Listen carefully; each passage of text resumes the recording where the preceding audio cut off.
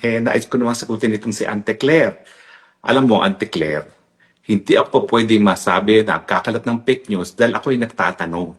Tinanong ko, may larawan akong nakita sa internet na ang Pangulo ay meron parang bag sa tiyan.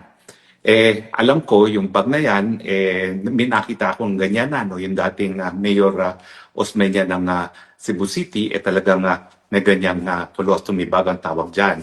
Yan ay kapag hindi na gumagana nga yung mga functions natin, pagdudumi ng tao, linalagyan na ng bag para dyan didiretso yung dumi. So ako, hindi ko sinasabi na merong colostomy bag ang presidente.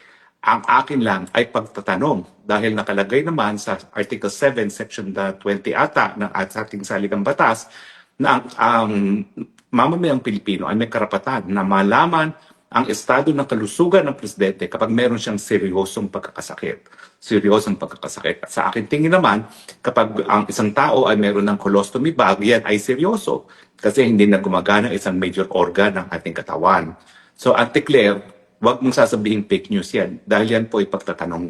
Yan ay kasama po ng karapatan ng tao, ng mamamayang Pilipino sa impormasyon, lalong-lalo na dahil ang ating bagong saligang batas ngayon, yung ating 1987 Constitution, ay nagbibigay talaga ng karapatan sa taong bayan na magkaroon ng impormasyon tungkol sa Pangulo, lalong-lalo na kung meron siyang serosong karamdaman. So ang kailangan mong gawin ay magbigay ka ng medical bulletin. Kung sasabihin mo na yan ay kasinungalingan, bigyan mo kami ng detalye kung ano talaga yung naging sakit ng presidente dahil lang kung bakit siya ay nagpunta sa ospital at magpagamot, no?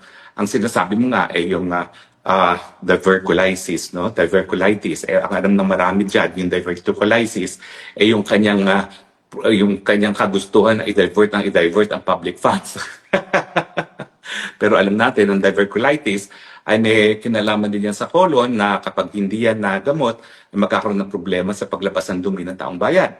Kaya nga ako inaabala nung nakita ko yung picture na parang merong colostomy bag ng presidente dahil baka nga seryoso ang kalusugan ng presidente.